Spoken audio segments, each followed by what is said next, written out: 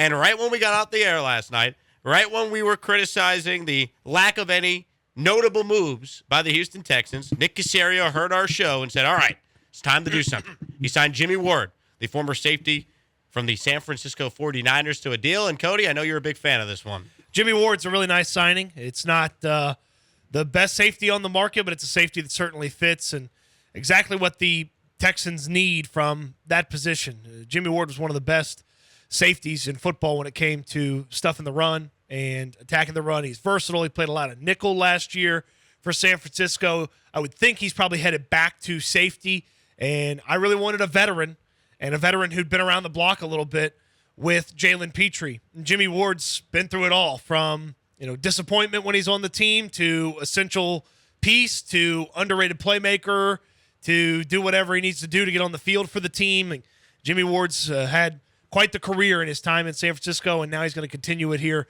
in Houston and hopefully help that secondary put together the elements of defense that they had in San Francisco. Guy was in San Francisco forever. Mm-hmm. He was a first-round pick back in 2014. He fought DeAndre Hopkins at a joint practice. I was standing right there when it happened. Really? A couple of years ago. How about that? Yeah, Paul was talking about this today on his show, too. I knew that fight happened. I didn't realize you were there. Yeah, I was at the joint practice, Texans-Niners, and there's actually a great video of it on Paul's YouTube channel. So there you go, Paul. There's your free plug. Did you jump in? I did not. I stood there and watched it and was highly entertained. Would have been amazing if it turned into a full scrum and Jake was in there and him and Paul were duking it out with some of the players. That would have been spectacular.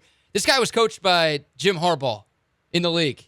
That's how long he's been in San Francisco. He's been a part of a number of different coaching eras in San Fran. Former first-round pick, spent his whole career out there. Yeah, he knows Demeco's defense. He's been a solid player in this league for a long time. He was a captain for the 49ers for 6 years, a very good locker room guy, very good culture guy, a guy who brings an element of physicality to the Texans. I don't think they've had that. So not only a guy who can play, he can lead by example, but he can also lead because he's seen a lot. He's been through a lot in this league. He's going to be that proverbial coach on the field because he knows Demeco's defense, but he can also just be sort of a life coach for a lot of these young football players on this very, very young Texans team. It is a good pickup. He is in his 30s, but he could still play. Cody talked about the versatility that he brings to the table. He's going to start, you would assume, alongside Jalen Petrie. Feels like a really good guy for Jalen Petrie to learn from as he hopefully takes a year-two leap after a very, very successful rookie campaign. Excited about Jimmie Ward. Didn't have to break the bank for him, but once again, a guy who comes in here and should be a starter right away. And then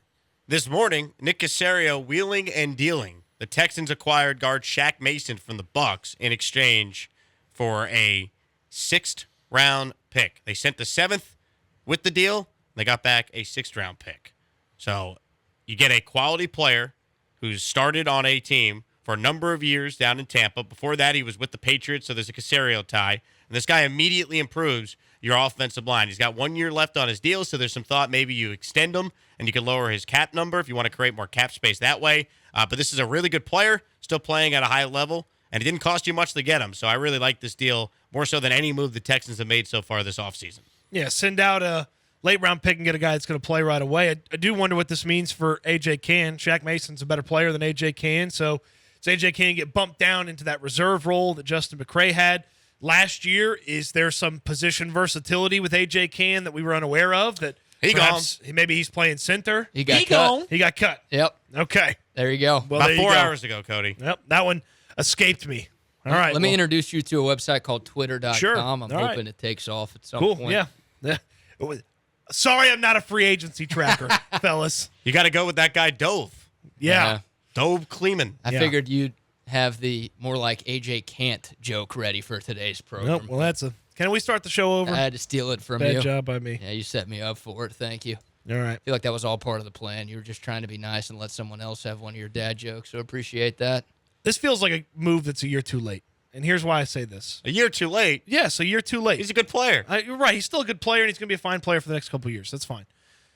It feels to me like Shaq Mason should have been on this team last year, and they should have invested in a free agent guard to play left guard, and they should have drafted a center last year.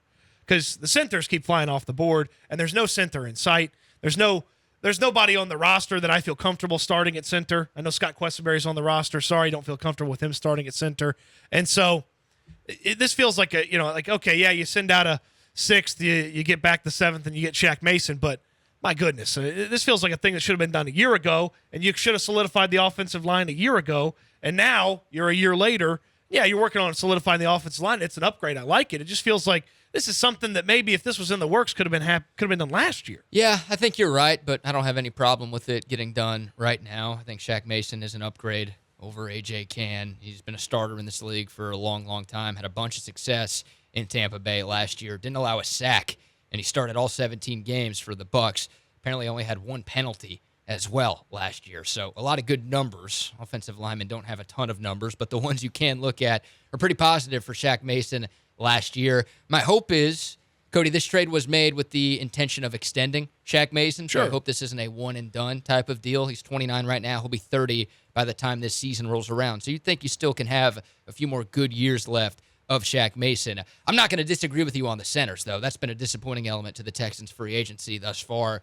There were a number of good centers in this class, and it feels like all of the good ones, all of the really good ones, are off the board right now. And that is still a major, major hole for this Texans offensive line and just for this Texans team in general. So, look, Shaq Mason is an upgrade over A.J. Cann. Would I preferred them to maybe spend some of that money? I know they traded for Shaq Mason, but he costs a little bit more than A.J. Cann, so money is going out by making this move. I would have preferred them to have gotten a center and run it back with A.J. Cann for another year versus what they've done at center right now and go with Shaq Mason. But I am a fan of the move. I do think he is an upgrade at right guard. I still have a major question about a really, really important position on that offensive line.